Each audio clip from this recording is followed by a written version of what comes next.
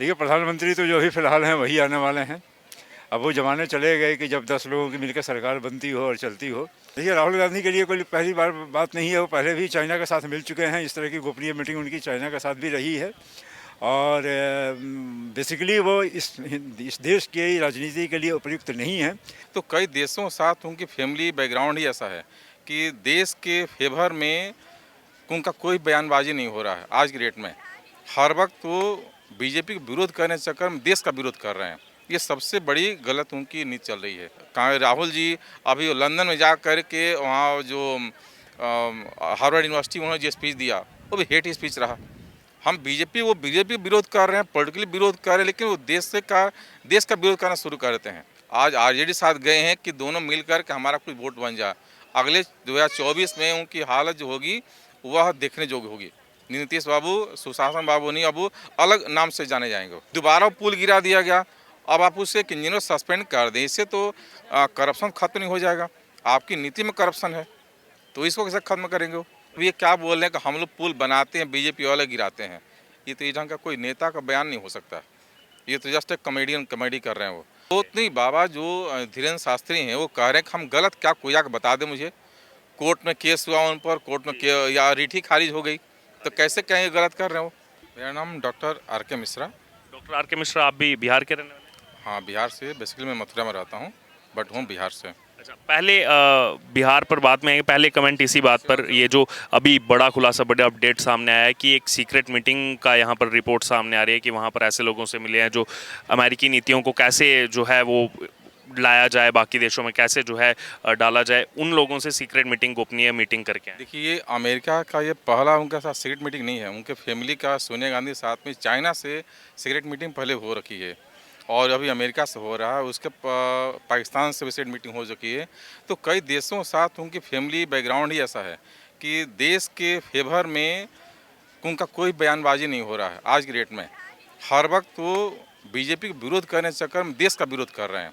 ये सबसे बड़ी गलत उनकी नीति चल रही है जो देश के लिए कहीं भी उपयुक्त नहीं है। आज अमेरिका में जो उनका दौरा चल रहा है, इस दौरे का कोई फंक्शन नहीं था, कोई लेना देना नहीं है, लेकिन सीक्रेट उनकी जो मीटिंग चल रही है वह अपनी कांग्रेस पार्टी को अपने को लॉन्च करने के लिए जगह जगह जा रहे हैं और बीजेपी विरोध करने के चक्कर में देश का विरोध कर रहे हैं। नेशनलिज्म पर आघात हो रहा है, ये बहुत ही गलत है। वही अभी एस जयशंकर का बयान आया है, वो क्योंकि पिछले कुछ दिनों से ब्रिक्स सम्मेलन में साउथ अफ्रीका थे, तो वहाँ जब उनसे पूछा गया, उन्होंने कहा मैं यहाँ राजनीति नहीं करूँगा, यहाँ नहीं बोलूँगा, भारत जा करके मैं सवालों का जवाब दूंगा जो राहुल गांधी की लगातार बयान सामने आ रहे हैं। अब आज उन्होंने कहा है यहाँ पर प्रेस कॉन्फ्रेंस में कि उनके यहाँ पे कोई उनकी बात सुन नहीं रहा है, इसलिए विदेशों में जा करके वो जान पूछ करके इस प्रकार की चीज़ें कर रहे हैं, इस प्रकार की बयानबाजी कर रहे हैं। देखिए, एस जयशंकर एक बहुत रिप्यूटेड पर्सन है, यहाँ के फॉरेन मिनिस्टर हैं और आईएफएस वो कंप्लीट किए हैं।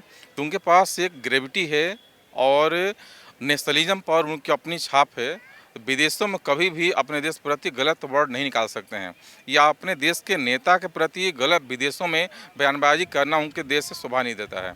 इस कारण से राहुल जी के प्रति उनकी कोई भी सेंटेंस विदेशों में नहीं आएगी। हाँ, बोले हम यहाँ नहीं बोले, ये हमारे अपने कल्चर के खिलाफ जाएगा। हम अपने, आखिर राहुल जी हमारे देश के लीडर हैं, उनके खिलाफ में अगर हम बाहर जाकर बोलते हैं मतलब हम अपने खिलाफ बोल रहे हैं। ये दूसरा और कोई लीडर, जैसे उनकी ही पार्टी के मणिशंकर अय्यर पाकिस्तान में जा कर के कई सारी बयानबाजी किए जो कि नेशनलिज्म के खिलाफ था, देश के खिलाफ था। और ये काम राहुल जी अभी लंदन में जा कर के वहाँ जो हार्वर्ड यूनिवर्सिटी उन्होंने जो स्पीच दिया वो भी हेट स्पीच रहा। हम बीजेपी विरोध कर रहे हैं, पॉलिटिकली विरोध कर रहे हैं, लेकिन वो देश का विरोध करना शुरू कर देते हैं। लोकतंत्र कहते हैं, लोकतंत्र खत्म हो रहा है, लोकतंत्र की हत्या हो रही है, लेकिन कर्नाटक में हाल ही में कांग्रेस की सरकार भी बनती है। अगर लोकतंत्र की यहाँ पर हत्या होती तो इस ढंग का हेट स्पीच वो विदेशों में नहीं देते। इसका साक्ष्य प्रमाण है। आज व्हाइट हाउस में जॉन किर्बी ने कहा, वहाँ के प्रवक्ता ने, कि इंडिया की वाइब्रेंट आपको डेमोक्रेसी को देखना किस वर्ल्ड में, तो जाकर दिल्ली में देखिए, दिल्ली पार्लियामेंट हाउस जाकर वहाँ डेमोक्रेसी देखिए, वहाँ पर क्लियर इसका जीता जागता उदाहरण मिलेगा और वर्ल्ड के किसी भी देश में नहीं मिलेगा। तो ये राहुल जी के बदनाम करने से हमारे देश की छवि खराब नहीं होगी बल्कि और बढ़ेगी। अब बिहार के मुद्दे पर आते हैं।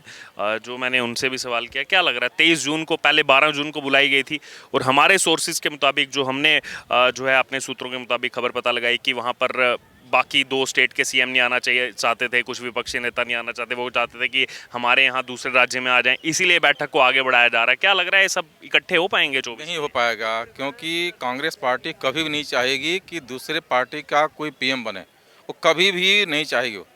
और इस कारण से नीतीश जी का सपना जो है अधूरा रह जाएगा। नीतीश जी एक्चुअली वो पीएम बनने की बात नहीं है, अपने को प्रमोट कर रहे हैं, क्योंकि बिहार में उनका कोई नहीं पूछ रहा।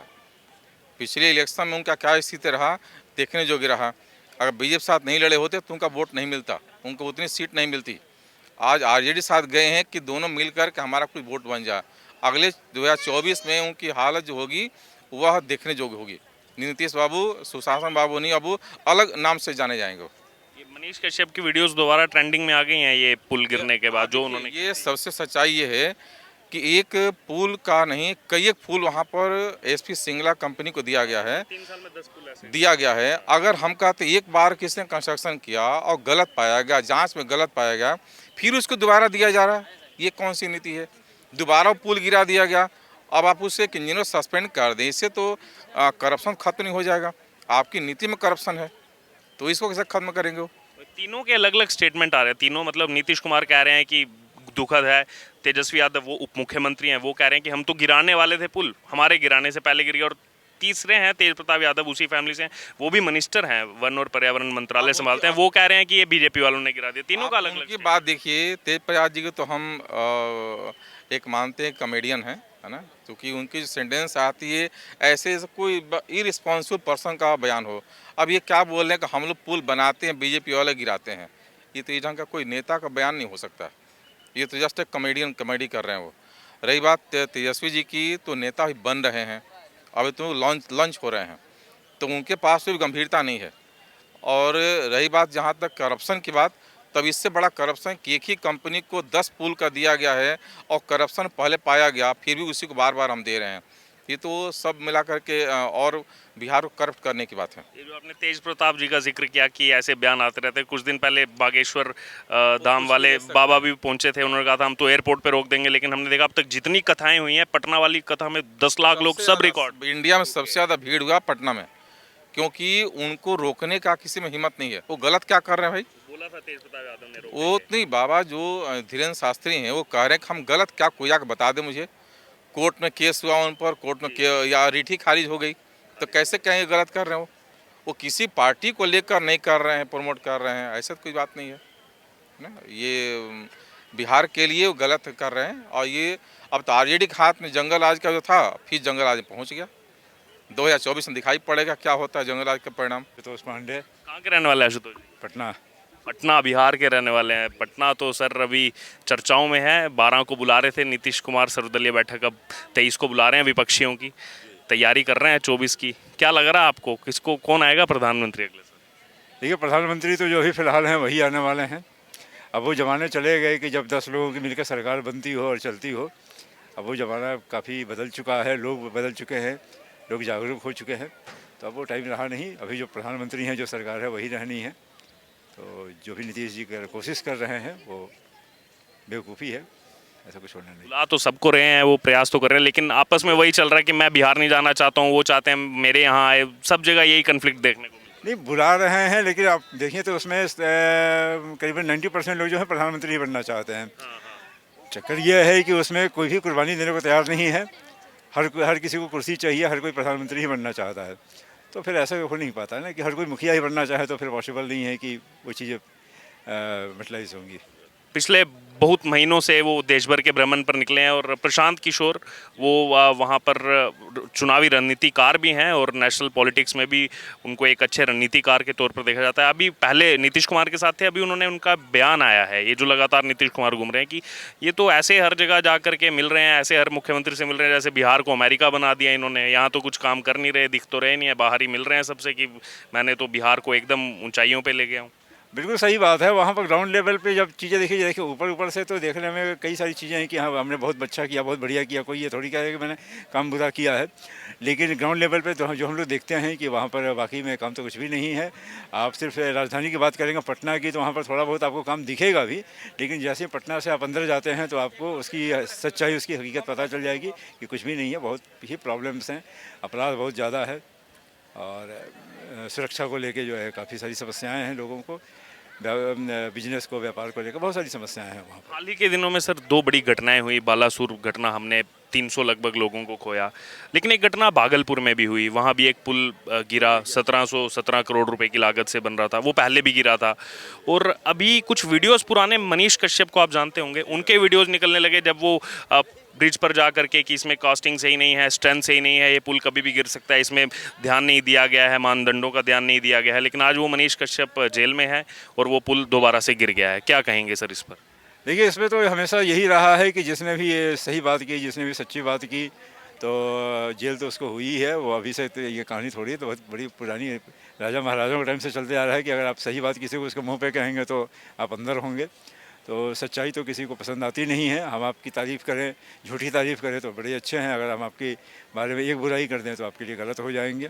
तो जब बात तो सही है कि उसमें भ्रष्टाचार है और सारी चीज़ें, कि इतना बड़ा पुल जो है एक बार गिरा, दूसरी बार भी गिरा, तो जाहिर सी बात है कि इसकी जांच होनी चाहिए और क्या उसमें समस्या है ये तो देखना चाहिए। एक आखिरी छोटा सा कमेंट, राहुल गांधी का अमेरिकी दौरा लगातार चर्चाओं में है, वहां से जो बयानबाजी आ रही है, इसी बीच एक खबर सामने आई है, एक रिपोर्ट सामने आई है कि व्हाइट हाउस में उनकी सीक्रेट मीटिंग हुई है ऐसे ऑफिसर से जो एशियन जो कॉन्टिनेंट है, साउथ एशिया या फिर सेंट्रल एशिया जिसमें भारत भी आता है, उसमें अमेरिकी नीतियों को कैसे इंटरफेरेंस हो, उन लोगों के साथ यहाँ पर अभी खुलासा हो रहा है रिपोर्ट्स में कि राहुल गांधी सीक्रेट मीटिंग करके आए हैं, किसी को नहीं बताया, गोपनीयता रखी गई है।